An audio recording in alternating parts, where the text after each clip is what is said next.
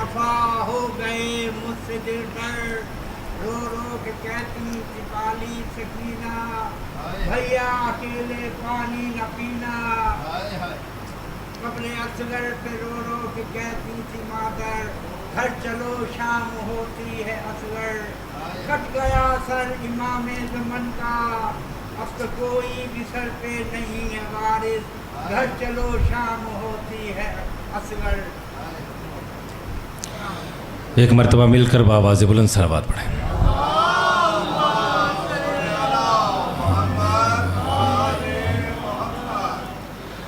अपने जुमला मरहुमीन व मरहुमात, ख़ुसूसन बानी मजलिस क़िबला सैयद अख्तर नकी नकवी साहब के जुमला मरहुमीन व मरहुमात, मतवल्ली इमाम बारगाह क़िबला सैयद आरिफ अख्तर काज़मी साहब के जुमला मरहुमीन व मरहुमात और अपने जुमला मरहुमीन व मरहुमात की दराजात की बुलंदी के लिए एक मरतबा सूरह फ़ातिहा और 3 मरतबा सूरह इखलास की तिलावत फरमाइए।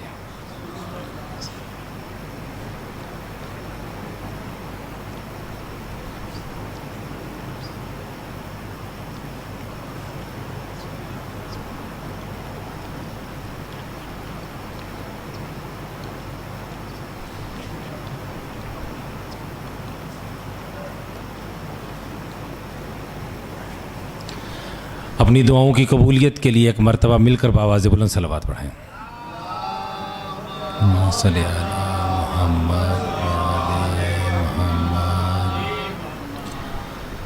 औज़ु बिल्लाहि मिनश शैतानिर रजीम, बिस्मिल्लाहिर रहमानिर रहीम, अल्हम्दुलिल्लाहि रब्बिल आलमीन, सुम्मस्सलातु वस्सलामु अलन नबिय्यिल उम्मिय्यिल मक्किय्यिल मदनी,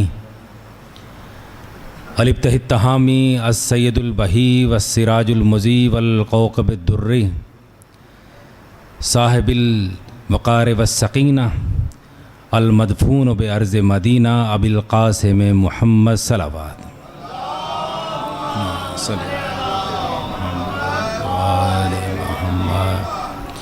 वाला इदरतहि तय्यबीन ताहिरीन अल मासूमीन अल मज़लूमीन, अल्लज़ीना अज़हबल्लाहु अन्कुमुर रिज्सा व तहरहुम तत्हीरा। सलावत।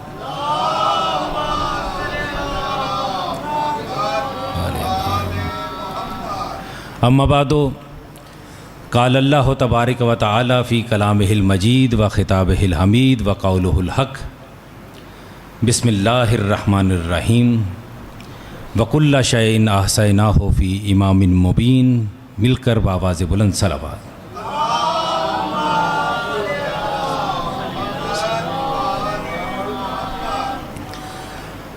हज़रात ज़ी वक़ार, मुहिब्बान आले अतहार, शियान हैदर कर्रार,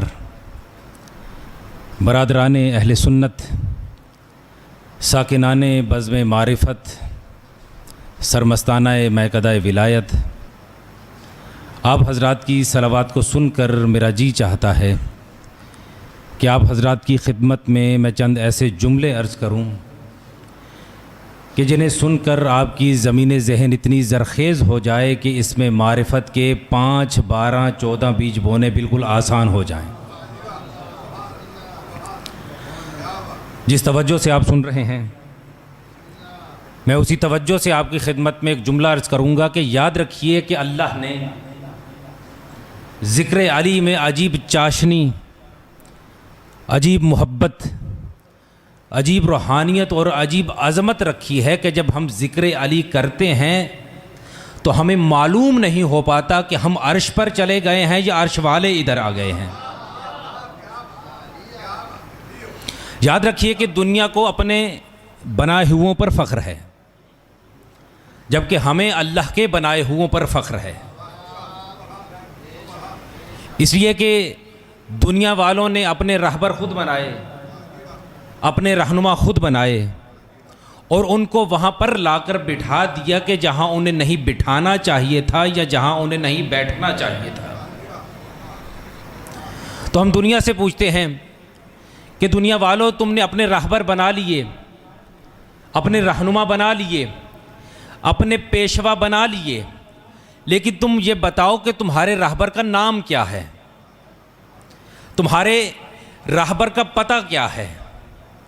इसलिए कि दुनिया अगर हमसे पूछे कि हमारे राहबर का नाम क्या है, हमारे राहबर का पता क्या है, तो आप जानते हैं कि शनाख्ती कार्ड पर दो चीज़ें लिखी होती हैं, एक नाम लिखा होता है, दूसरा पता लिखा होता है। अगर दुनिया हमसे ये पूछे कि हमारे राहबर का नाम क्या है, हमारे राहबर का पता क्या है, तो याद रखिए हमारे राहबर का नाम वो नाम है जो अल्लाह का नाम है, हमारे राहबर का घर वो घर है जो अल्लाह का घर है।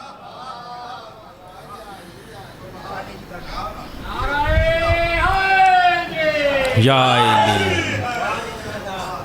हमारे रहबर का नाम वो नाम है जो अल्लाह का नाम है, हमारे रहबर का घर वो घर है जो अल्लाह का घर है। जिस अंदाज से आप सुन रहे हैं, मैं कोशिश करूंगा कि इसी अंदाज से आपकी खिदमत में मतालिब को पहुंचाता चलूं। याद रखिए कि अमीरुल मोमिनीन अली अलैहिस्सलाम की फ़जीलतें जो अल्लाह ने अली इब्न अबी तालिब को अता की हैं, कोई इंसान अगर इन फजीलतों को चाहे कि अपनी अक्ल में समो ले, तो याद रखिए कि अली की फजीलतें उन फ़ज़ाइल की हामिल हैं कि अली की फजीलतों को अक्ल में नहीं लाया जा सकता।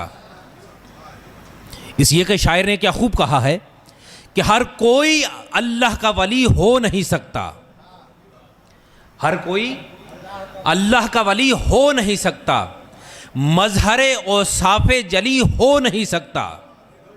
तवज्जो कीजिएगा, हर कोई अल्लाह का वली हो नहीं सकता, मजहरे और साफ़े जली हो नहीं सकता, मत तोल उसी अक्ल के मीज़ान में वाइज जो अक्ल में आ जाए वो अली हो नहीं सकता। या जो अक्ल में आ जाए वो अली हो नहीं सकता। चले चलता चलता बताता चलूँ, याद रखिए कि इल्म नफ्सियात की रोशनी में और फ़लसफ़े की रोशनी में ये जो अक्ल है, कि जो मैंने बताया कि जो अक्ल में आ जाए वो अली हो नहीं सकता। इल्म नफ्सियात की रोशनी में, फ़लसफ़े की रोशनी में अक्ल के 4 मंजिलें हैं। अक्ल की एक पहली मंजिल है जिसे अक्ल हुयुलाई कहते हैं, जो कि बचपन की अक्ल कहलाती है। जो माँ की गोद में इंसान को अक्ल मिलती है उसे अक्ल हुयुलाई कहते हैं। इसके बाद अक्ल की जो दूसरी मंजिल आती है इसे अक्ल बिल मलिका कहते हैं। इसके बाद जो अक्ल की तीसरी मंजिल है इसे अक्ल बिल फेल कहा जाता है। इसके बाद अक्ल की जो चौथी और आखिरी मंजिल आती है इसे अक्ल बिल मुस्तफाद कहा जाता है। तवज्जो कीजिएगा इन चारों नामों पे। अक्ल की जो पहली मंजिल है उसे क्या कहते हैं? अक्ल हुयुलाई। इसके बाद अक्ल की दूसरी मंजिल है इसे कहते हैं अक्ल बिल मलिका। इसके बाद तीसरी जो मंजिल है उसे कहते हैं अक्ल बिल फेल। इसके बाद अक्ल की जो चौथी और आखिरी मंजिल है इसे अक्ल बिल मुस्तफाद कहा जाता है। जब ताज़ा ताज़ा बच्चा दुनिया में आता है ना, तो उसकी अक्ल को अक्ल हुयुलाई कहते हैं। याद रखिए कि ये लफ्ज़ हुयुलाई जो है यह हुयुला से मुश्तक है। अब आप कहेंगे हुयुला किसे कहते हैं? हुयुला की उलमा ने तारीफ़ की है कि इंसान के जहन में एक खाका सा उभरता है और फिर मिट जाता है, इसे मालूम नहीं हो पाता। जब बच्चा दुनिया में आता है तो उसकी अक्ल अक्ल हुयुलाई होती है। एक खाका सा उसके जहन में उभरता है और मिट जाता है, उसे मालूम नहीं हो पाता कि ये रिश्तेदार उसका कौन सा है, उसका दोस्त कौन है, उसका दुश्मन कौन है। बस एक खाका सा जहन में उभरता है और मिट जाता है। इसकी मिसाल बिल्कुल ऐसे ही है कि जैसे पिघली हुई मोम हो। आप जानते हैं कि अगर पिघली हुई मोम को किसी सांचे में डाल दिया जाए तो वो उसी सांचे में तब्दील हो जाती है। आप पिघली हुई मोम को अगर शेर के सांचे में डालें तो नतीजा क्या होगा? वो शेर के सांचे में ढल जाएगी। अगर इसी पिघली हुई मोम को आप मोर के सांचे में डालें तो वो मोर में तब्दील हो जाएगी। लेकिन मुझे सोच कर ये बताइए कि अगर यही मोम खुश्क हो जाए, ठंडी हो जाए, तो आप अगर किसी सांचे में इसे तब्दील करना चाहें तो क्या करेंगे? इसे तराशना पड़ेगा, इसे खराशना पड़ेगा।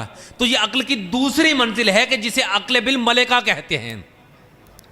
तवज्जो कीजिएगा, मैं बड़े अजीम नुक्ते की जानिब आपको लेकर जाना चाहता हूँ।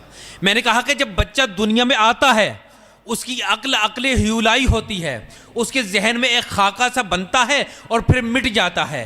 लेकिन अक्ल की ये जो दूसरी मंजिल है कि जिसे अक्ल बिल मलिका कहते हैं, इसमें इंसान को इस चीज़ की तमीज़ हो जाती है कि ये मेरा बाप है, ये मेरी माँ है, ये मेरा भाई है, ये मेरी बहन है। लेकिन अक्ल हुलाई वो मंजिल है कि उसके जहन में एक खाका सा बनता है और मिट जाता है। उसे ना किसी रिश्तेदार का पता चलता है, ना किसी बहन का पता चलता है, ना किसी भाई का पता चलता है। याद रखिए कि ये अक्ल की जो पहली मंजिल है इसे अक्ल हुलाई कहते हैं। इसके बाद अक्ल की जो दूसरी मंजिल है इसे अक्ल बिल मलिका कहते हैं। मैं इल्म नफ्सियात की रोशनी में, फ़लसफ़े की रोशनी में आपको कुछ कहना चाहता हूं। आप जानते हैं कि रसूलुल्लाह की हदीस है कि कुल्लु मौलूदुन युलदु अलल फित्रा, कि हर बच्चा फितरत इस्लाम पर पैदा होता है। हत्ता यकून अबवाहो युहव्विदानिही व युनस्सिरानिही व युमज्जिसानिही, बाद में ये उसके वालिदैन ही हैं कि जो उसे यहूदी भी बनाते हैं, जो उसे ईसाई भी बनाते हैं, जो उसे मजूसी भी बनाते हैं। यानी माँ बाप की जो आगोश होती है ये सांचे का काम करती है। अगर यहूदी माँ बाप की आगोश मिली, बच्चा यहूदी बन जाता है। अगर ईसाई माँ बाप की आगोश मिली, बच्चा ईसाई बन जाता है। अगर हिंदू माँ बाप की आगोश मिली, बच्चा हिंदू बन जाता है। यानी माँ बाप की आगोश सांचे का काम करती है। जैसा सांचा होता है इंसान वैसा ही तब्दील हो जाता है। अब मैं आपको कहा कि एक मंजिल की तरफ लेकर आना चाहता हूं कि इंसान की अक्ल की पहली जो मंजिल है उसे अक्ल हुलाई कहते हैं। दूसरी मंजिल को अक्ल बिल मलिका कहते हैं कि जिसमें इंसान के अंदर सूझबूझ आ जाती है। अक्ल बिल फेल जो तीसरी मंजिल है इसमें इंसान की अक्ल पुख्ता हो जाती है। अब यही वजह है कि जिन लोगों ने रसूलुल्लाह को अक्ल बिल मलिका और अक्ल बिल फेल की मंजिल में आकर देखा, उन्हें इस्लाम कबूल करते हुए देर लगी, उन्हें रसूलुल्लाह को समझते हुए देर लगी। लेकिन जो बच्चा अक्ल हुलाई की मंजिल में रसूलुल्लाह की आगोश में आ गया वो तस्वीर रिसालत बन गया।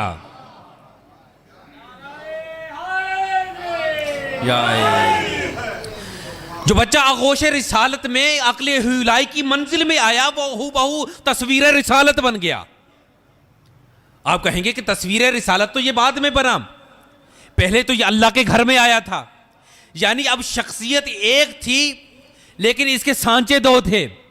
इस शख्सियत का पहला सांचा बना अल्लाह का घर, दूसरा सांचा बना रसूलुल्लाह की आगोश। अगर उस घर में आया तो उस घर के मालिक की सिफात का मजहर बन गया। अब जब आगोश रिसालत में आया तो रसूलुल्लाह की सिफात का हामिल बन गया। मैंने कहा कि शख्सियत एक थी, इसमें दोनों की शुबहात हुए।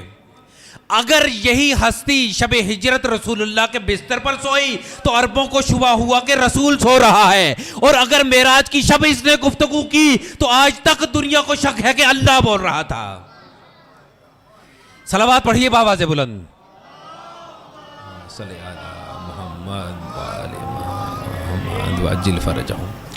अज़ीज़ान गिरामी, मैंने आपकी खिदमत में अर्ज किया कि अमीरुल मोमिनीन अली इब्न अबी तालिब ने बताया कि अना एलिया इंजील, कहले इंजील मुझे एलिया कहते हैं। मैं मुख्तसर एक एक जुमले में बात को आगे की तरफ बढ़ाकर गुफ्तगू को आगे की तरफ बढ़ाऊं ताकि जो अफराद मौजूद नहीं थे वो इस बात तक पहुंच जाएं। मैंने अर्ज किया कि ईसाई पादरी इस लफ्ज़ एलिया के बारे में क्या कहते हैं। उन्होंने कहा कि आखिरी ज़माने में आखिरी नबी का जो मददगार बन के आएगा उसे एलिया कहते हैं। फिर मैंने अर्ज किया कि संस्कृत के हिंदू पंडित इस लफ्ज़ एलिया के बारे में कहते हैं कि जो आली हो, जो आली मुकाम हो, जो आली मर्तबा हो, भगवान के बाद जिसके पास सबसे बुलंद मर्तबा होता है उसे एलिया कहा जाता है। फिर कल मैंने आपकी खिदमत में अर्ज किया कि बुद्ध मत के रहनुमा महात्मा गौतम बुद्ध इस लफ्ज़ एलिया के बारे में क्या कहते हैं। वो क्या कहते हैं? वो कहते हैं कि एक रूहानी हस्ती ख्वाब में मेरे आई, आकर उन्होंने बताया कि मैंने तेरी प्रार्थना को, तेरे योग को, तेरी तपस्या को सफल किया, कबूल किया, और तू मेरे नाम की माला जपी कर, मेरे नाम की तस्बीह किया कर, और मेरा नाम एलिया है। तू अभी मुझसे नहीं मिल सकता, तू अभी मुझसे मुलाकात नहीं कर सकता। क्यों? इसलिए कि मेरे आने का समय, मेरे आने का वक्त अभी दूर है। लेकिन याद रख कि कायनात के सबसे बड़ी इबादत गाह की फटी हुई दीवार से मैं एक बालक के, एक बच्चे के रूप में कायनात में जाहिर होऊंगा। हम कल यहीं तक पहुंचे थे ना। अब आगे क्या कहते हैं? अब आगे महात्मा गौतम बुद्ध कहते हैं कि उस एलिया ने, उस रूहानी हस्ती ने एक चमकदार तलवार निकाली और क्या कहा कि मैं सिंह हूं। क्या कहा? कि उस रूहानी हस्ती ने एक चमकदार तलवार निकाली और कहा कि मैं सिंह हूं। आप कहेंगे कि ये सिंह किसे कहते हैं? याद रखिए कि सिंह संस्कृत में शेर को कहा जाता है। अल्लाह अकबर, तवज्जो कीजिएगा, संस्कृत में सिंह शेर को कहा जाता है। यानी महात्मा गौतम बुद्ध को उस रूहानी हस्ती ने, उस एलिया ने चमकदार तलवार हाथ में लेते हुए कहा कि मैं सिंह हूं, मैं शेर हूं। मालूम हुआ कि दुनिया के पास दुनिया के सिंह होते हैं और हमारे पास अल्लाह का सिंह है। जुमला बदल कर कहूं कि दुनिया के पास दुनिया के शेर हैं और हमारे पास अल्लाह का शेर है। अब महात्मा गौतम बुद्ध ने क्या कहा कि उस रूहानी हस्ती ने एक चमकदार तलवार निकाली। अब यहां से यह भी मालूम हुआ कि महात्मा गौतम बुद्ध का यह अकीदा था कि जुल्फिकार आज खलक नहीं हुई, बल्कि जुल्फिकार उस वक्त खलक हो चुकी थी जब साहिब जुल्फिकार खलक हो चुका था। अब आप कहेंगे कि साहब, ये जो महात्मा गौतम बुद्ध को उस रूहानी हस्ती, उस एलिया ने ये जुमला कहा कि उस रूहानी हस्ती ने एक चमकदार तलवार निकाली। चमकदार तो उर्दू और हिंदी का लफ्ज है, अरबी में चमकदार को क्या कहते हैं? तो याद रखिए कि अरबी में चमकदार को नूरानी कहते हैं। यानी महात्मा गौतम बुद्ध ने क्या कहा कि उस नूरानी हस्ती ने, उस रूहानी हस्ती ने एक नूरानी तलवार निकाली। यानी महात्मा गौतम बुद्ध भी जुल्फिकार के मादी होने का कायल नहीं था, बल्कि नूरानी होने का कायल था। आप जानते हैं ना कि जंग ओहद के अंदर अमीरुल मोमिनीन के हाथ में तलवारें आती थीं और जो भी तलवार आती थी आकर टूट जाती थी। जानते हैं क्यों? उसकी वजह यह है कि अली के हाथ थे नूरानी, तलवारें थी मादी। जब नूरानी हाथ में मादी तलवारें आती थी तो वो टूट जाती थी। अब अल्लाह ने कहा कि हाथ जब नूरानी है तो तलवार भी नूरानी होनी चाहिए।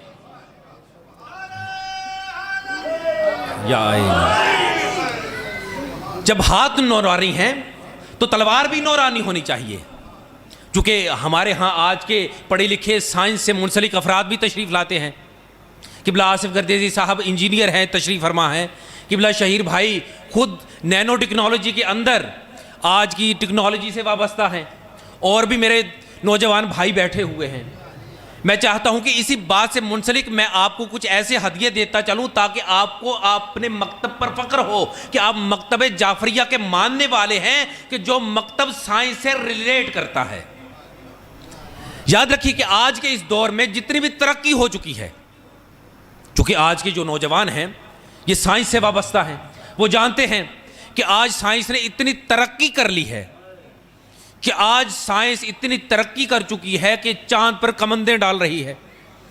ये इंसान जरा सी कुव्वत और ताकत को हाथ में लेकर जमीन पर जाल बनकर बिछ गया है, आसमान पर कमंदें डाल रहा है।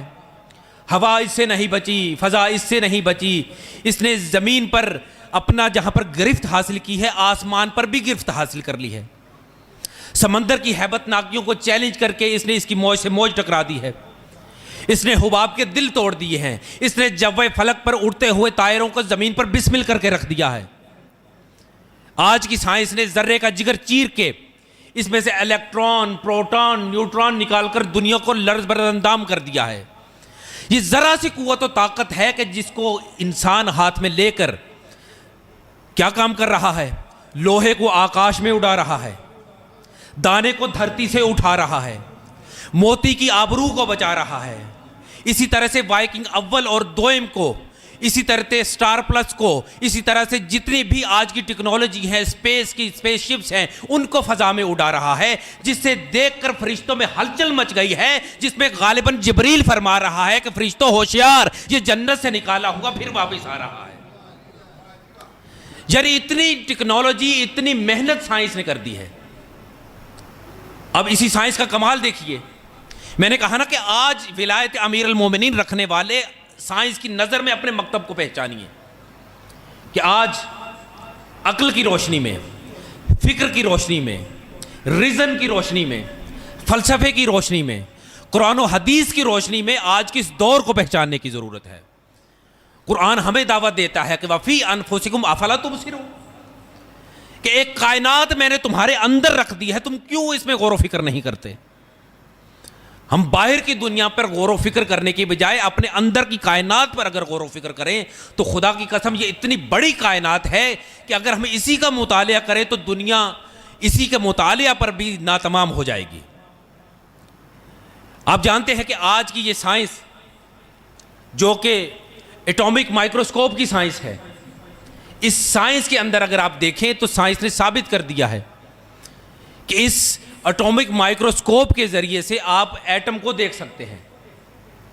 अब आप पढ़े लिखे अफराद यहाँ बैठे हैं, आप जानते होंगे कि एटम कितना बड़ा होता है। किबला आसिफ गर्देजी साहब, आप इन्हें बताइए कि एटम कितना बड़ा होता है। साइंस ने यह बात बताई है कि अगर सुई की नोक पर आप किसी पेन के ज़रिए से सिर्फ डॉट लगा दें तो उसके अंदर 30 करोड़ एटम आते हैं, यानी इतना बड़ा होता है एटम। यानी वो माइक्रोस्कोप जो एटम को देख सकती है, साइंस ने इस माइक्रोस्कोप के जरिए से इंसानी बदन के अंदर रूह को तलाश करने की कोशिश की कि हम इस एटॉमिक माइक्रोस्कोप के जरिए इंसानी बदन के अंदर जो रूह है इसे देख सकें। तो साइंस ये बताती है कि वो एटॉमिक माइक्रोस्कोप जो कि एटम को देख पाती है, मैंने कहा कि एक नुक्ते के अंदर 30 करोड़ एटम आते हैं, वो साइंस और वो माइक्रोस्कोप जो 30 करोड़ एटम को देख सकती है, उन्होंने चाहा कि इस एटॉमिक माइक्रोस्कोप के जरिए से बदन के अंदर रूह को तलाश करें। लेकिन वो माइक्रोस्कोप जो एटम को देख सकती है, जब उन्होंने इस बदन के अंदर रूह को तलाश करने की कोशिश की, उन्हें रूह तो नजर नहीं आई, मगर उन्हें इंसानी दिमाग पर वो एक एंटीना नजर आया जो किसी खालिक की खबर देता है। अब वो कहते हैं कि ये एंटीना जो इंसान के दिमाग पर है, जो एक रेशे का, जो एक तार का बना हुआ है, जिसका एक सिरा सूरज से जाकर मिलता है और दूसरे सिरे को अगर उसको खींच कर लाए तो फिर इंसानी दिमाग पर आकर मिल जाता है। और मैंने कहा कि पढ़े लिखे हजरात यहां तशरीफ फरमा हैं, वो जानते हैं कि जमीन से सूरज का जो फासला है वो 9 करोड़ 30 लाख मील है। यानी वो तार, वो एंटीना के जिसका एक सिरा सूरज तक जाता है, फिर उसे लेकर आए तो इंसानी सर से आकर मिल जाता है। अगर इसके फासले को अगर हम अकाउंट करें, जमा करें, तो कितना बनता है? 18 करोड़ 60 लाख मील। यानी इंसानी दिमाग पर ये जो अल्लाह ने एंटीना बनाया हुआ है कि जिसका एक सिरा सूरज से जाकर मिलता है, फिर आकर दिमाग से मिल जाता है, इसका फासला 18 करोड़ 60 लाख मील है। फिर साइंस ने यह बताया कि ये जो एंटीना जो सिग्नल देता है, किबला आसिफ गर्देजी साहब आप इसकी तौजीह फरमाइएगा बाद में, वो कहते हैं कि ये एंटीना ट्रांजिस्टर भी है, ये ट्रांसमीटर भी है और इलेक्ट्रोमैग्नेटिज्म का पावर हाउस भी है। यानी ट्रांजिस्टर की तरह ये लहरों को कैच करता है और ट्रांसमीटर की तरह ये लहरों को नशर करता है। और चूंकि ये इलेक्ट्रोमैग्नेटिज्म का पावर हाउस है, इसलिए ये कमजोर लहरों को ताकतवर बनाकर इंसान के दिलो दिमाग में उतारता चला जाता है। और आप ये बात तो जानते हैं कि आज की साइंस ने ये बात साबित की है कि इस इंसान के अंदर 30, बल्कि एक बात जो इस वक्त ऑथेंटिक है, वो कहते हैं कि 12 बिलियन सेल्स पाए जाते हैं और इंसान ने सिर्फ 7% सेल्स को इस्तेमाल किया है और इतनी तरक्की कर ली है। ये आप जितनी भी इजादात, जितनी भी मशीनरी, ये हवाई जहाज़, ये रॉकेट लॉन्चर, ये मिसाइल्स, ये चांद, सूरज, आसमानों पर और स्पेस में जो चीज़ें जाने वाली है, ये एटम बम जो आप देखते हैं, ये सारी की सारी 7% इंसान के दिमाग को इस्तेमाल करने का नतीजा है। बोर तो नहीं हो रहा आप हजरात? एक मरतबा मिलकर बावाज़े बुलंद सलावत पढ़ें।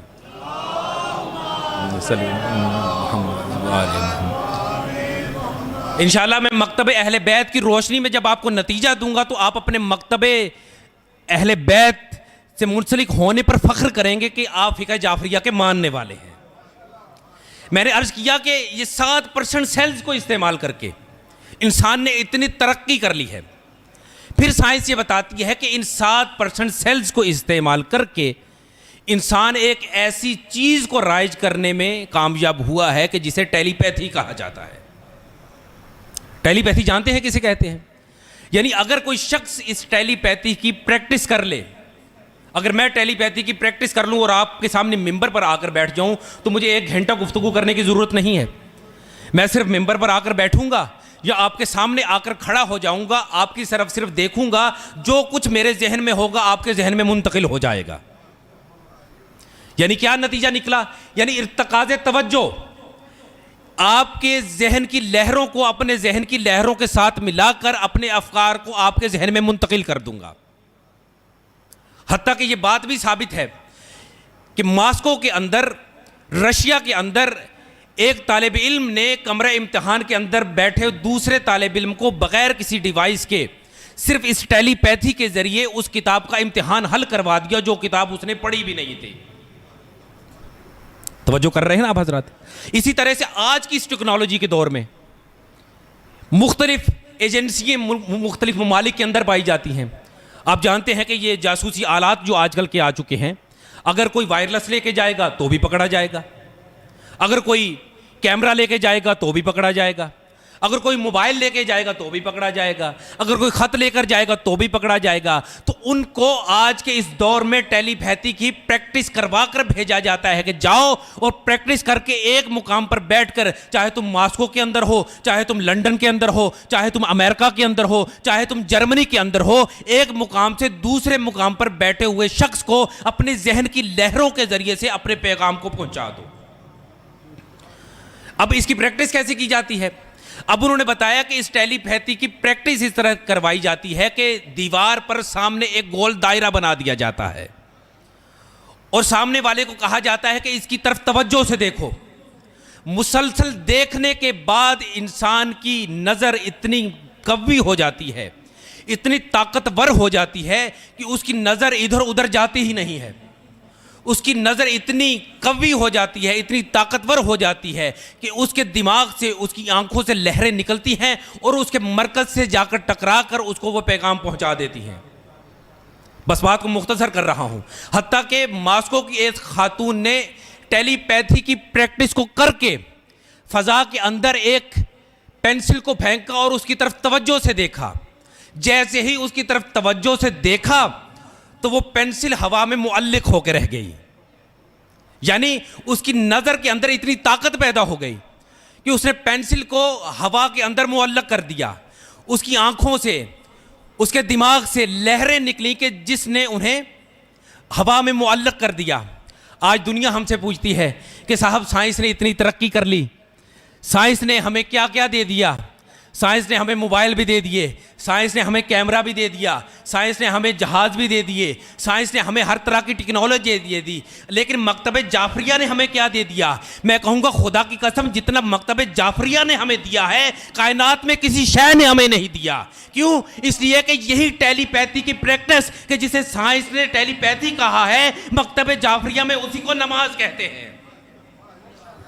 यानी हम अपने जहन को मुर्तकिज करते हैं, तवज्जो दिलाते हैं ताकि हमारा जहन इधर या उधर ना जाने पाए, और वो दायरा कि जिसके जरिए से हम अपने जहन को इर्तिकाज़े तवज्जो दिलाते हैं, उस दायरे को मकतबे जाफरिया में सजदेगाह कहा जाता है। यानी वो सजदेगाह नहीं बल्कि टेलीपैथी की प्रैक्टिस है कि जिसे हम करके अपनी नज़र में, अपने दिमाग में इर्तिकाज़े तवज्जो पैदा कर सकते हैं। इसी तरह दुनिया ये देखती है कि आज आप अंधे देखते हैं कि जिनकी नज़र काम नहीं करती, वो क्या काम करते हैं कि वो अपनी उंगली के इशारे से चलते चले जाते हैं। अगर वो किसी की तरफ उंगली का इशारा कर दें तो वो बता सकते हैं कि इस शख्स के खदोखाल क्या हैं, इसकी रंगत क्या है, ये कितने कद काट का है।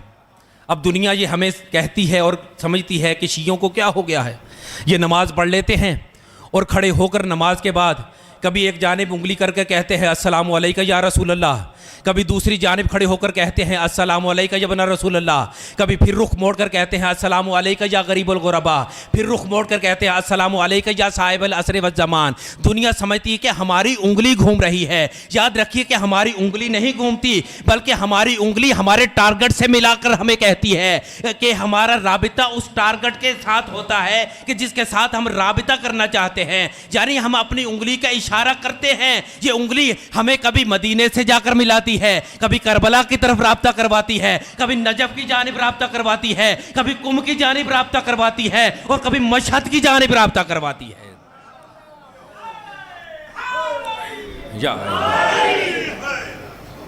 तो मैंने कहा कि साइंस ने इतनी तरक्की कर ली है। मैं अपने मौजू की तरफ वापस पलट आऊं।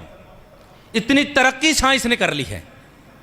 इतनी तरक्की के बावजूद अगर हम देखें कि आज के इंसान ने चांद पर कमंदे डाल ली हैं, लेजर बना लिया है, लेकिन याद रखिए कि मालूम हुआ कि साइंस कितनी भी फॉरवर्ड हो जाए, लेकिन अलूम अहले बैत के मुकाबले में फिर भी बैकवर्ड नजर आएगी।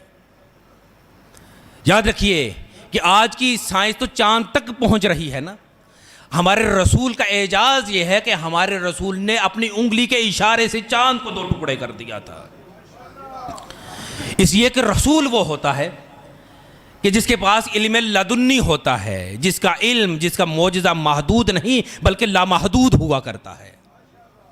जब नबी के अंदर ये सिफत पाई जाती है तो लाजमी अमर यह है कि नबी के नायब के अंदर भी यही सिफत पाई जाती हो। जब नबी के अंदर यह कमाल पाया जाता है तो नबी के जानशीन के अंदर भी यही कमाल पाया जाना चाहिए। मैंने अर्ज किया कि महात्मा गौतम बुद्ध ने क्या कहा कि उस रूहानी हस्ती ने एक मर्तबा अपनी तलवार निकाली, वो चमकदार तलवार निकालकर कहा कि मैं सिंह हूं, मैं शेर हूं। अब तारीख बताती है कि अमीरुल मोमिनीन मदीने में तशरीफ फरमा थे। मदीने के बाहर अमीरुल मोमिनीन टहलते हुए अकेले चले जा रहे थे कि एक फील बदमस्त की मानिंद शख्स आ रहा था कि जिसके सर पर खोद था, बदन पर ज़िरा थी, असलहे से लेस था, हथियारों से डूबा हुआ, उसके पास नेज़ा भी था, खंजर भी था, चाकू भी था, तरकश भी था, कमान भी था, सब चीज़ों से लेस होकर अमीरुल मोमिनीन के पास से गुजरा। जैसे ही मौला के पास से गुजरा ना, तो एक मर्तबा मौला की जानिब देखकर कहता है कि ऐ शख्स मुझे बता, मदीने के अंदर अली कौन है? अब मौला ने यह नहीं बताया कि मैं ही अली हूं, बल्कि मौला ने बताया कि तू बता तुझे अली से क्या काम है। कहने लगा कि मुझे यमन के काफिर बादशाह ने भेजा है कि अली का सर लेके आ। तू अली का सर लेके आ, मैं तुझे मुंह मांगी मालो दौलत भी दूंगा और अपनी बेटी से तेरी शादी भी कर दूंगा। अब आप कहेंगे कि उसे अली से क्या दुश्मनी थी? याद रखिए कि जिसे अल्लाह ने मुकाम मर्तबा अता किया हो, दुनिया को उसी से दुश्मनी होती है।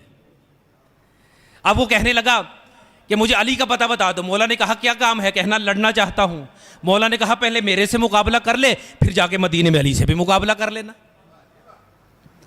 अब मौला की जानिब देखकर कहता है कि ऐ शख्स तू निहत्ता होकर मुझे ललकार रहा है। मौला ने कहा मुकाबला कर। अब उसने एक मर्तबा अपनी तलवार निकाली और तलवार निकालकर मौला पर हमला करना चाहा। जैसे ही उसने हमला करने के लिए अपने हाथ को उठाया, मौला ने उसका बाजू पकड़कर तलवार उसे छीनकर जमीन पर फेंक दी। फिर उसने नेज़ा पकड़ा, मौला ने नेज़ा भी पकड़कर खींच के जमीन पर रख दिया। उसने इसी तरह से खंजर और चाकू के जरिए से हमला करना चाहा, मौला ने वो भी छीनकर जमीन पर फेंक दिया। मालूम हुआ कि शुजाअत उसे कहते हैं कि जो बगैर हथियार के लड़ी जाए। और याद रखिए कि शुजाअत उसे कहते हैं जो बगैर हथियार के मैदान जंग में आकर लड़ी जाए। फिर जब मौला ने सारे के सारे हथियार उसे छीन लिए ना, तो अब बजाय लड़ने के जमीन पर बैठकर वो रोने लगा। अब जैसे ही वो रोने लगा तो मौला ने उसकी तरफ देखकर इरशाद फरमाया कि याद रख, मैदान जंग में बहादुर कभी रोया नहीं करते। मैं कहूंगा शायद इसीलिए करबला के मैदान में अली असगर ने मुस्कुरा कर बता दिया कि मेरे दादा ने जो कहा था वो सच कहा था कि बहादुर कभी मैदान जंग में रोया नहीं करते। इसीलिए मैं मुस्कुरा कर बता रहा हूं कि जो मेरे दादा ने कहा था वो सच कहा था कि बहादुर कभी रोया नहीं करते, और मैं मुस्कुरा कर बता रहा हूं कि मैं बहादुर हूं। अब मौला ने उससे पूछा कि तू क्या चाहता है? कहने लगा दिल में अरमान लेके आया था कि अली से मुकाबला करूंगा, अली का सर लेकर यमन के बादशाह के पास जाऊंगा, यमन के बादशाह की बेटी से शादी भी करूंगा और उससे इनाम और मालो दौलत भी वसूल करूंगा। मौला ने कहा अच्छा तेरी ये दो ख्वाहिशें हैं कि तू मालो दौलत चाहता है, तू यमन के काफिर बादशाह की बेटी से शादी करना चाहता है, ले मैंने तेरी दोनों की दोनों ख्वाहिशें पूरी कर दी। अब जब तू यमन के काफिर बादशाह के मुल्क में वापस जाएगा ना तो वो तुझे मालो दौलत भी अता करेंगे और यमन के काफिर बादशाह की बेटी से तेरी शादी भी हो जाएगी। कहने लगा वो कैसे? मौला ने कहा बस जो मैं कह रहा हूँ इस चीज़ का तू इकरार कर ले। कहने लगा क्या? फरमाया कि तू पहले मेरे अल्लाह रब्बुल इज़्ज़त की वहदानियत का इकरार करते कह ला इलाहा इल्लल्लाह, फिर मेरे रसूल की रिसालत का इकरार करते हुए कह व अशहदु अन्ना मुहम्मदुर रसूलुल्लाह, और फिर मेरी अली की विलायत का इकरार करते हुए कह व अशहदु अन्ना अलीयुन वलीयुल्लाह।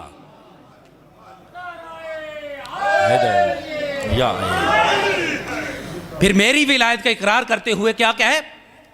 व अशहदु अन्ना अलीयुन वलीयुल्लाह।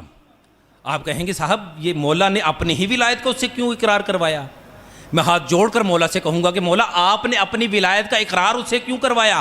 मुमकिन है मौला जवाब दें कि मैं अपनी जानिब से थोड़ा अपनी विलायत का इकरार कर रहा हूं। रसूलुल्लाह ने गदीर के मैदान में कहा था मन कुन्तु मौला फहाज़ा अलीयुन मौला, कि जिसका मैं मौला हूं उसका अली मौला है।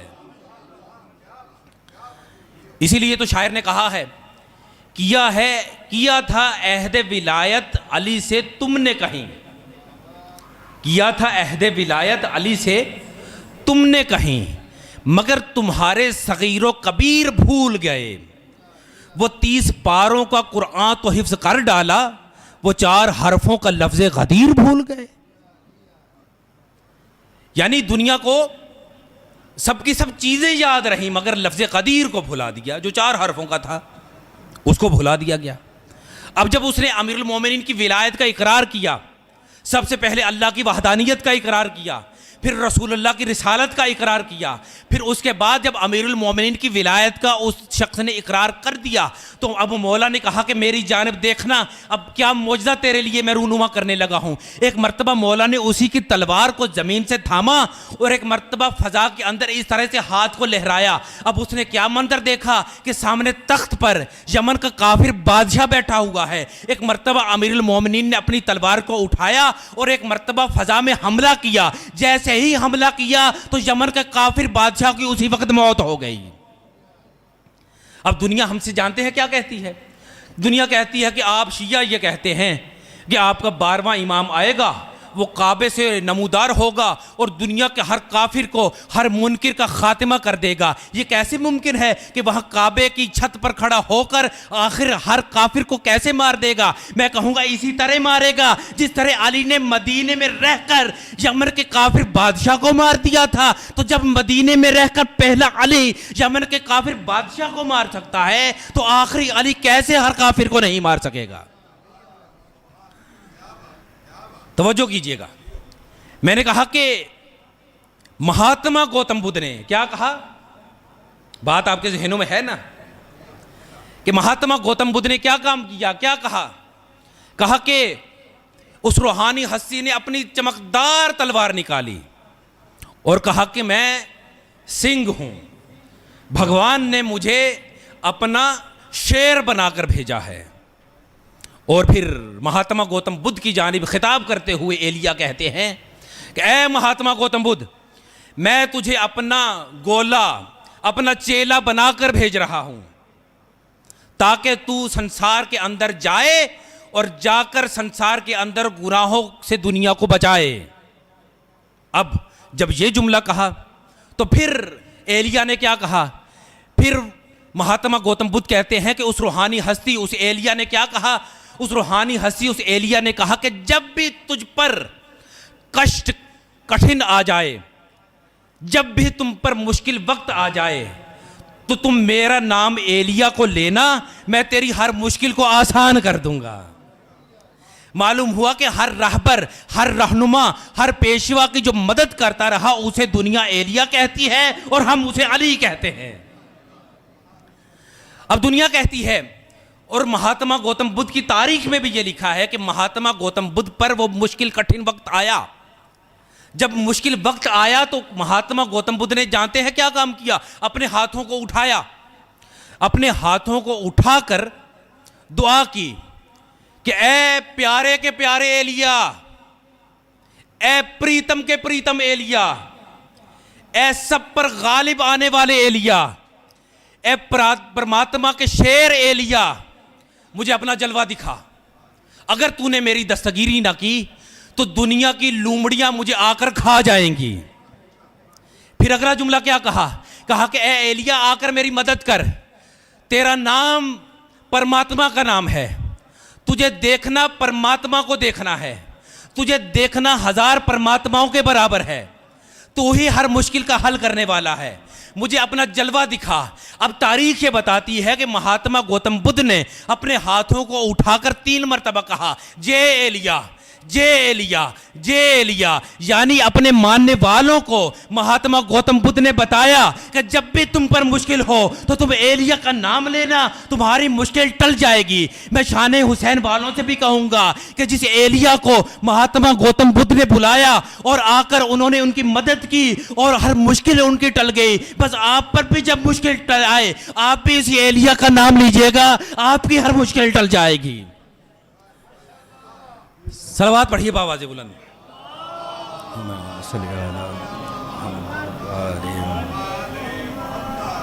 मैंने कहा कि हर नबी की, हर रहबर की, हर रहनुमा की, हर वली की, हर नबी की, हर रसूल की मदद करने वाले अमीरुल मोमिनीन अली इब्न अबी तालिब हैं। इसलिए कि मौला खुद फरमाते हैं कि अनल्लज़ी नसरतुल अंबिया सिर्रन, कि तमाम अंबिया की मदद करने वाला मैं अली इब्न अबी तालिब हूँ। अज़ीज़ान गिरामी, अमीरुल मोमिनीन ने खुद फरमाया कि हर ज़ुबान में, हर मुल्क में, हर कौम में मेरा नाम अलग है, हर कौम में, हर मुल्क में, हर ज़ुबान में मेरा नाम तो अलग है, मगर मेरी शख्सियत एक ही है। इसीलिए मौला फरमाते हैं कि अना एलिया अल इंजील, अना ताबुत तौरात, अना आर्या ज़बूर, अना अली अल कुरान, कि अहले इंजील मुझे एलिया कहते हैं, अहले तौरात मुझे ताब कहते हैं, अहले ज़बूर मुझे आर्या कहते हैं और अहले कुरान मुझे अली कहते हैं। अज़ीज़ान गिरामी, जहाँ पर मौजू आप हज़रात की खिदमत में मैंने अर्ज़ किया कि विलायत अमीरुल मोमिनीन है, ये इख्तियार है जो अल्लाह ने अली को अता किया है, वहीं पर तज़किया नफ्स भी है। हमें इन फ़ज़ाइल को सुनकर सिर्फ खुश नहीं होना, बल्कि इन फ़ज़ाइल को सुनकर साथ साथ अहले बैत की तालीमात पर भी अमल करना है, ताकि हमारा तज़किया नफ्स हो सके, हम अहले बैत के करीब हो सकें। अज़ीज़ान गिरामी, याद रखिए कि जब हमारे छठे इमाम दुनिया से जाने लगे ना, तो छठे इमाम दुनिया से जब तशरीफ़ ले जाते हैं तो इमाम के एक सहाबी हैं कि जिनका नाम है अबू बसीर। अबू बसीर को जब इत्तला मिली कि इमाम दुनिया से तशरीफ़ ले जा चुके हैं, तो अब अबू बसीर जब मदीने में तशरीफ़ लाते हैं और इमाम के घर वालों से आके ताज़ियत पेश करते हैं, एक पर्दा दरमियान में हायल कर दिया गया। छठे इमाम की ज़ौजा, इमाम की आलो औलाद, रिश्तेदार पर्दे के दूसरी जानिब आकर बैठ गए। अब एक तरफ जनाब अबू बसीर इमाम के सहाबी तशरीफ़ फरमा हैं। इमाम के सहाबी जनाब अबू बसीर ने क्या कहा? कहा कि जब इमाम दुनिया से जाने लगे तो क्या इमाम ने कोई दुनिया से जाते हुए वसीयत भी की थी? कहा कि हाँ। इमाम की ज़ौजा जनाब हमीदा खातून ने इरशाद फरमाया कि हाँ, जब इमाम सादिक दुनिया से जाने लगे तो इमाम ने एक वसीयत की थी। कहा क्या? कहा कि इमाम ने वसीयत की थी कि जब अबू बसीर मुलाकात करने के लिए आए ना, जब ताज़ियत पेश करने के लिए आए, तो अबू बसीर को कहना कि मेरे शियों को पैगाम देना। क्या पैगाम देना? कि ला तनालु मुस्तखिफ़न बिस्सलात, कि जो भी शख्स नमाज को हकीर जानता होगा क़यामत के दिन उसे हमारी शफ़ाअत नसीब नहीं होगी। अल्लाहु अकबर। जो शख्स नमाज को हकीर जानता होगा उसे हमारी शफ़ाअत नसीब नहीं होगी। नमाज का माना ये नहीं है कि हम सिर्फ़ और सिर्फ 2 रकत नमाज़ पढ़ें, 4 रकत नमाज़ पढ़ें, सजदा करें, रुकू करें, तशहुद में बैठें, बस नहीं। नमाज का माना ये है जो कुरान ने बताया है, इन्न सलात तन्हा अनिल फहशाए वल मुनकर, कि नमाज बुराई और बेहयाई से रोकती है। अल्लाह अकबर, नमाज बुराई और बेहयाई से रोकती है। गोया के कुरान ने नमाज की कबूलियत का और अदम कबूलियत का मायार बता दिया कि नमाज उसी की कबूल है जो बुराई और बेहयाई से बचता होगा, और उस शख्स की नमाज कबूल ही नहीं है जो बुराई और बेहयाई से बचता नहीं होगा। बस अज़ीज़ान गिरामी, बहुत वक्त हो चुका। दो जुमले मसाइब के आपकी खिदमत में पेश करूँगा, बाकी आंसुओं की भीख आप अहले बैत से खुद मांगते रहिएगा। बस एक लम्हा फ़िक्रिया देता चलूँगा। याद रखिए कि जनाब सैयदा का ये एहसान है कि जनाब सैयदा ने हमें बाप की खिदमत करना सिखाया, शौहर की इताअत करना हमें जनाब सैयदा ने सिखाया, औलाद की परवरिश करना हमें जनाब सैयदा ने सिखाया। जनाब सैयदा आलम तख़य्युल में मैं सोचता हूँ कि शायद बीबी ये कहती होंगी कि बारिल्लाह तूने मुझे मोहम्मद जैसा बाबा अता किया, मैंने कायनात को बाप की खिदमत करना सिखा दिया, तूने मुझे अली जैसा शौहर अता किया, मैंने कायनात को शौहर की इताअत करना सिखा दिया, तूने मुझे हसन व हुसैन जैसी, ज़ैनब व कुलसूम जैसी औलाद अता की, मैंने दुनिया को औलाद की तरबियत करना सिखा दी। लेकिन बारिल्लाह तूने मुझे भाई अता नहीं किया। अगर तू मुझे भाई भी अता करता तो मैं कायनात को भाई से मोहब्बत करके बताती कि भाई से इस अंदाज से मोहब्बत की जाती है। आप कहेंगे बीबी को अल्लाह ने भाई तो अता किए थे। याद रखिए कि बीबी को अल्लाह ने बेशक भाई अता किए थे, जनाब इब्राहीम, जनाब अब्दुल्ला, जनाब ताहिर अता किए थे, लेकिन बचपन ही में अल्लाह ने वापस भी ले लिए थे। इसलिए बीबी को ये मौका नसीब नहीं हुआ कि बीबी दुनिया को ये बता सके कि भाई से किस अंदाज से मोहब्बत की जाती है। मुमकिन है अल्लाह ने कहा हो कि सैयदा परेशान ना हो, मैं तुझे ऐसी बेटी अता करूँगा जो दुनिया को भाई से मोहब्बत करके बताएगी कि भाई से इस अंदाज से मोहब्बत की जाती है। अब जानते हैं कि रसूलुल्लाह को अपनी बेटी से बहुत ही ज़्यादा मोहब्बत थी।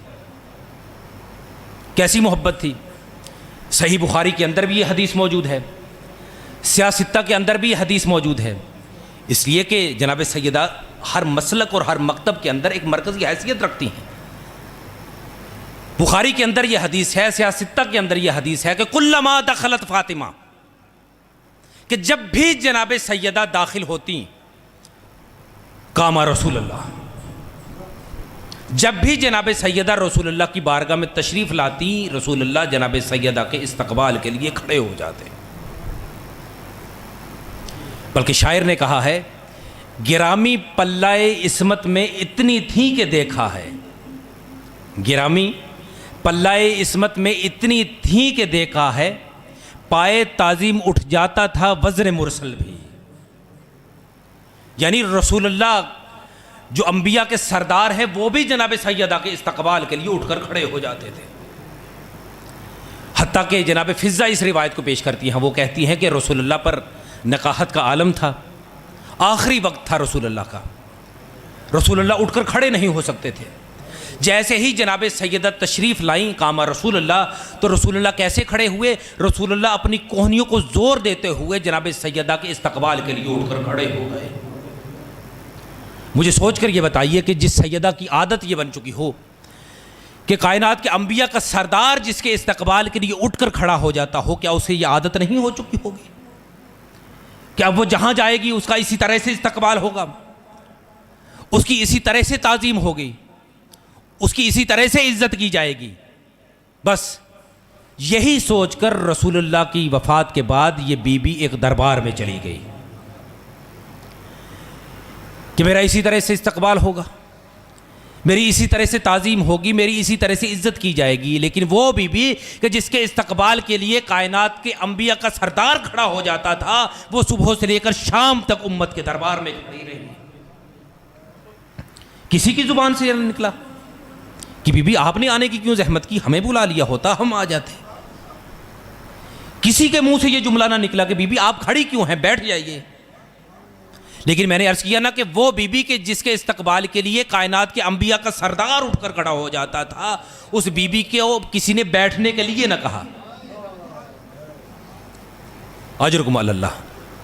वो बीबी के जिसके इस्तकबाल के लिए आलमीन का सरदार उठता था, रहमतुल लिल आलमीन नबी उठता था, वो रहमतुल लिल आलमीन की रहमत का पैकर बेटी रहमत के लहजे में कह रही थी कि ओ मेरे बाप के दोस्तों, ओ मेरे बाप के साथियों, मैं तुमसे कोई दौलत नहीं मांगती, मैं तुमसे कोई हुकूमत मांगने के लिए नहीं आई, बस मेरे बच्चों का वाहिद ये गुजारा ज़मीन का एक टुकड़ा है, ये मुझे वागुजार कर दो। लेकिन क्या जवाब मिला? जो भी जवाब मिला चुप करके सुन के घर आ गई। अब जैसे ही घर आई है ना, तो घर के दरवाजे पे खड़ी थी छोटी फातिमा। माँ को जो इस तरह आते हुए देखा ना, तो एक मर्तबा सर से पांव तक माँ की जानिब देखा, तो एक सवाल किया कि अम्मा दरबार में क्या गुजरी? माँ ने बेटी का जैसे ही जुमला सुना, एक मर्तबा सर से लेकर पांव तक बेटी को देखा, बेटी को सीने लगाकर कहा कि बेटी, आज जो दरबार की हालत मैं देखकर आई हूं ना, दरबार की जो हालत मैंने देखी है, तेरी चादर की खैर नजर नहीं आती। अल्लाह आपकी आवाज़ों पर रहमत नाजिल करे। कहा कि आज जो दरबार की हालत मैं देखकर आई हूं, तेरी चादर की खैर नजर नहीं आती। मैंने कहा कि ये जो बड़ी फातिमा थी ये थी नबी की बेटी, ये जो छोटी फातिमा थी ये थी अली की बेटी। नबी की बेटी में अपने बाप की झलक थी, अली की बेटी में अपने बाप की झलक थी। नबी की बेटी चलती थी तो नबी लगती थी, अली की बेटी बोलती थी तो अली लगती थी। दोनों में कोई चीज मुश्तरक ना हो सकी, बस आप इसे हादसा कहिए, एक्सीडेंट कहिए, जो भी कहिए, दोनों में एक चीज मुश्तरक हो गई। क्या मुश्तरक हो गई? कि दोनों को दरबार जाना पड़ा। नबी की बेटी को भी दरबार जाना पड़ा, अली की बेटी को भी दरबार जाना पड़ा। लेकिन मुझे सोचकर बताइए, जब नबी की बेटी दरबार में गई थी तो क्या कितने फासले से गई थी? घर के साथ मस्जिद थी, मस्जिद में दरबार था, हाशमी औरतों का पर्दा था। जनाब सलमान फारसी की निगाहें बीबी के पर्दे पर पड़ गईं तो तारीख ये बताती है कि बेहोश हो गई, ये कहते हुए कि लोगों उठकर खड़े हो जाओ, देखो नबी आ रहा है। लेकिन जब अली की बेटी दरबार में गई है तो क्या घर के साथ गई है? नहीं अज़ादारों, हजारों मील का फासिला, कभी इस बाजार में, कभी उस बाजार में, कभी इस गली में, कभी उस गली में, कभी इस मोड़ पर, कभी उस मोड़ पर। आप न जाने कहां कहां से तशरीफ लाए हुए। आपके वो अजीज़ो अकारिब जो बाहर मुल्क से तशरीफ फरमा है, उनसे पूछिए कि परदेस क्या होता है। अब ये बीबी परदेस के अंदर, जहां ना कोई वाकिफ है ना कोई आशना है। बस अज़ादारों, जब इस बीबी को कूफे के बाजार में आना पड़ गया ना अज़ादारों, एक मर्तबा इस बीबी ने जैसे ही कूफे के बाजार में पहला कदम रखा तो तारीख ये बताती है कि एक मर्तबा इस बीबी के कानों में एक अजीब आवाज़ आई। क्या? अस्सलामु अलैका या बना रसूलल्लाह, ए रसूलुल्लाह के फर्जंद हुसैन, आप पर सलाम हो। तारीख ये बताती है कि जब अली की बेटी ने इस आवाज़ को सुना ना कि इस दुश्मन की बस्ती के बाजार के अंदर कौन ऐसा है जो हमें सलाम कर रहा है, खुदा की कसम जब अली की बेटी ने अपनी जुल्फ़ों को परे करके एक मर्तबा बनी किंदा के दरवाजे की जानिब देखा ना, तो एक मर्तबा मुस्लिम बिन अकील का कटा हुआ सर नजर आया, जो बीबी को देखकर यह कह रहा था कि अली की बेटी, अपने आप को तन्हा ना समझिएगा, मैं मुस्लिम बिन अकील आपके इस्तकबाल के लिए यहां पर मौजूद हूं। अजरुकुम अल्लाह। बस अज़ादारों, जैसे ही मेरा इमाम ज़ैनुल आबिदीन इब्ने ज़ियाद के दरबार में जाता है तो इब्ने ज़ियाद के दरबार के अंदर एक शख्स खड़ा था जिसका नाम था अब्दुल्ला इब्ने उमैर। अब्दुल्ला इब्ने उमैर ने इमाम की जानिब देखते हुए कहा कि ए ज़ैनुल आबिदीन, आप तो अपने आप को इमाम कहते हैं, आप अपने आप को मासूम कहते हैं, आप कहते हैं कि मैं अपने बाबा के बाद इमाम हूँ, मैं अपने बाबा के बाद मासूम हूँ। याद रखिए कि इसी दरबार के अंदर आपसे पहले मुस्लिम बिन अकील भी आया था। मुस्लिम के बालों में गर्द थी, जगह जगह से बदन जख्मी था, होंठ कटे हुए थे, लिबास फटा हुआ था, मगर वो इब्ने ज़ियाद की आंखों में आंखें डालकर गुफ्तगू कर रहा था। मगर आप अपने आप को इमाम कहते हैं, आप अपने आप को मासूम कहते हैं, मगर आपका बदन कांप रहा है, आपकी ज़ुबान में लुकनत है। खुदा की कसम, जैसे ही इमाम ने यह जुमला सुना ना, तो इमाम ने इरशाद फरमाया कि ए अब्दुल्ला इब्ने उमैर, तूने इंसाफ से काम नहीं लिया। कहा क्यों? कहा कि मुस्लिम के आने का अंदाज और था, मेरे आने का अंदाज और है। जब मुस्लिम आया था तो वो तन्हा आया था, लेकिन आज जब मैं दरबार में आया हूँ, बहनें मेरे साथ हैं, फूफियाँ मेरे साथ हैं, बेटियाँ मेरे साथ हैं। मैं जब भी इस जालिम से गुफ्तगू करना चाहता हूँ तो कहीं पर बहनों के नंगे सर नजर आते हैं, कहीं बेटियों के नंगे सर मुझे नजर आते हैं, कहीं फूफियों के नंगे सर मुझे नजर आते हैं। अजरकुम अल्लाह। बस अज़ादारो आखिरी जुमला आपकी खिदमत में अर्ज़ करूँगा। अज़ादारो जब इमाम सज्जाद इब्ने ज़ियाद के दरबार में जाते हैं, एक मर्तबा इब्ने ज़ियाद ऊंची आवाज़ में खिताब करता हुआ कहता है कि क्या इमाम ज़ैनुल आबिदीन आ गए? कहा कि हाँ आ गए। कहा कि क्या अली की बेटियां भी आ गईं? कहा कि हाँ आ गईं। कहा कि अच्छा, अब इन सब का तमाशा दिखलाने के लिए इनसे मोहब्बत करने वाले मुख्तार को बुलाया जाए। अल्लाह अकबर। खुदा की कसम, जैसे ही जनाब मुख्तार का नाम आना था तो एक मर्तबा सैयद दानियों का दिल घबराया कि हाय हमारा चचा मुख्तार हमें इस हालत में देख लेगा कि हमारे सरों पर चादरें नहीं हैं, हमारे हाथ हमारी गर्दनों के पीछे बंधे हुए हैं। अज़ादारों एक मर्तबा जैसे ही जनाब मुख्तार का नाम सुनना था ना, तो एक मर्तबा बीबी ज़ैनब आके बीबी फिज़ा के पीछे आकर छुप गई, बीबी कुलसूम जनाब ज़ैनब के पीछे आकर छुप गई, और जो 4 साल की थी ना हुसैन की बेटी, उसने अपने चेहरे पर हाथ रख लिए कि हाय हमारा चचा मुख्तार हमें इस हालत में देख लेगा। बस अज़ादारों एक मर्तबा जनाब मुख्तार को लाया गया। जनाब मुख्तार के हाथों में हथकड़ियाँ थीं, पैरों में बेड़ियाँ थीं। जैसे ही जनाब मुख्तार को लाया गया तो एक मर्तबा एक सिपाही ने कहा कि अमीर को सलाम कर। जनाब मुख्तार ने कहा बकवास न कर, ये मेरा अमीर नहीं है। एक मर्तबा किसी ने कहा कि हाँ हम जानते हैं कि तेरा अमीर कौन है। इब्ने ज़ियाद ने कहा कि अगर तेरे अमीर की यहीं पर मैं ज़ियारत करवा दूँ तो मुझे क्या इनाम देगा। अज़ादारों एक मर्तबा जब जनाब मुख्तार ने ये जुमला सुना ना, तो एक मर्तबा ललकार कर कहा कि ख़बरदार अपनी नजिस ज़ुबान से मेरे अमीर का नाम ना लेना, वगरना मैं हमला कर दूंगा। एक मर्तबा जब इब्ने ज़ियाद ने ये जुमला सुना ना अज़ादारों, एक मर्तबा उसने जानते हैं क्या काम किया, थाल पर से रुमाल हटा दिया। जैसे ही थाल पर से रुमाल का हटना था, जनाब मुख्तार ने सर झुका कर कहा अस्सलामु अलैका या बना रसूलुल्लाह, ए रसूलुल्लाह के फर्जंद हुसैन आप पर मेरा सलाम हो।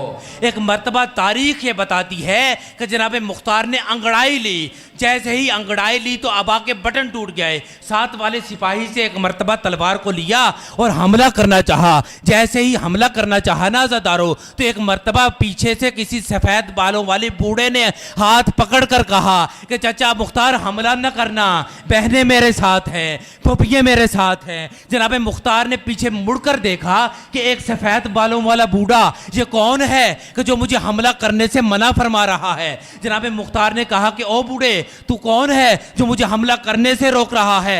तो जो इमाम ज़ैनुल आबिदीन ने जानते हैं क्या कहा, कहा चाचा मुख्तार तू भी मुझे भूल गया, मैं हूँ तेरा ज़ैनुल आबिदीन, मैं हूँ तेरा सैयदुस साजिदीन। चाचा मुख्तार तू मुझे भूल गया, मैं तेरा ज़ैनुल आबिदीन हूँ, मैं तेरा सैयदुस साजिदीन हूँ। जनाब मुख्तार ने रोती हुई आंखों से कहा कि बेटा सज्जाद 22 साल में तेरे बाल भी सफ़ेद हो गए।